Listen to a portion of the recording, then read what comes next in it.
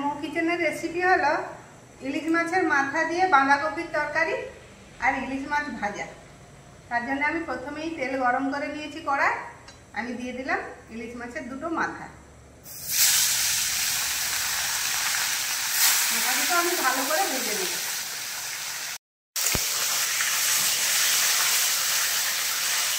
ইলিশ মাছের মাথা দিয়ে বাঁধাকপি রান্নার জন্য আমি এদিকে কড়াই তেল দিয়ে দিচ্ছি, ফোড়নে দিয়ে দিলাম পাঁচফোড়ন আর দিয়ে দিলাম দুটো শুকনো লঙ্কা।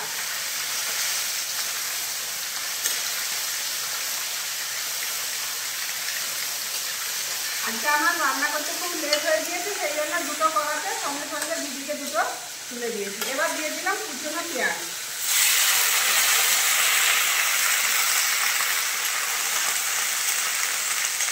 মাছের মাথা আমার খুব সুন্দর লাল লাল করে ভাজা হয়ে গিয়েছে।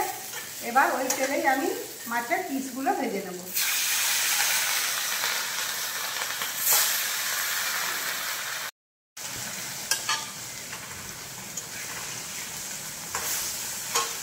পেঁয়াজটা আমার ভাজা হয়ে গিয়েছে, দিয়ে দিলাম আদা রসুন বাটা।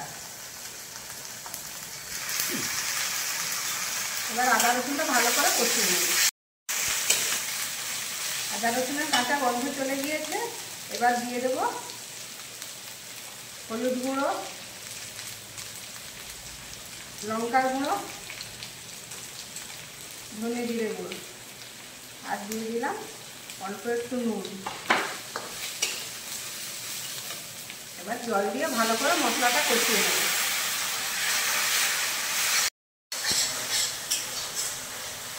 মশলা আমাদের খুব ভালোভাবে কষানো হয়ে গিয়েছে। এবার আমি দিয়ে দিলাম সিদ্ধ করে রাখা আলুগুলো।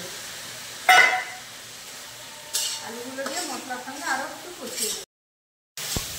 আলুর সঙ্গে মশলা খুব ভালো কষানো হয়ে গিয়েছে। এবার আমি বাঁধাকপিটা দুটো সিটি দিয়ে রেখেছিলাম প্রেসারে, সেই বাঁধাকপি সিদ্ধটা দিয়ে দিলাম।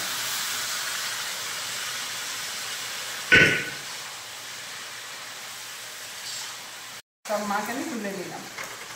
আজকে ইলিশ মাছ ভাজা খাবো।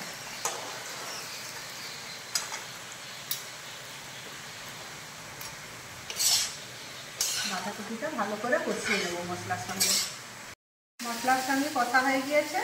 এবারে দিয়ে দিলাম ইলিশ মাছের দুটো মাথা আর দিয়ে দিলাম ইলিশ মাছ ভাজা তেল কিছুটা।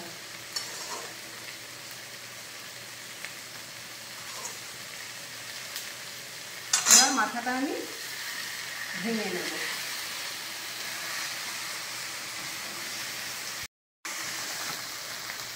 এবার দিয়ে দিলাম অল্প একটু জল।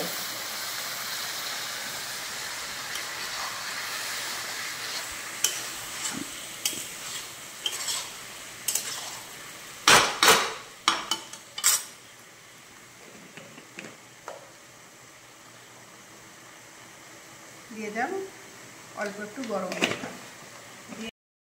বাঁধাকপি একদম রেডি হয়ে গিয়েছে, একদম তেল ছেড়ে দিয়েছে, একদম ভাজা ভাজা হয়ে গিয়েছে। রেডি হয়ে গিয়েছে আমাদের ইলিশ মাছের মাথা দিয়ে বাঁধাকপির তরকারি।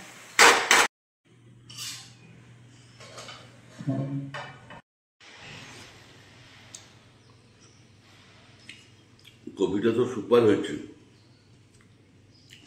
ইলিশ মাছের তেল দিয়ে ভাত, মাছ ভাজা দিয়ে তো শুধুই খাওয়া হয়ে যাবে, তার সঙ্গে বাঁধাকপির তরকারি। মাছটা বহুত টেস্টি আছে, টাটকা মাছ আছে। ইলিশ মাছের তেল দিয়ে তো আমি এমনিই ভাত খেয়ে দেবো, তার সঙ্গে বাঁধাকপির তরকারি। বাঁধাকপিটা খুব সুন্দর হয়েছে, হেভি হয়েছে।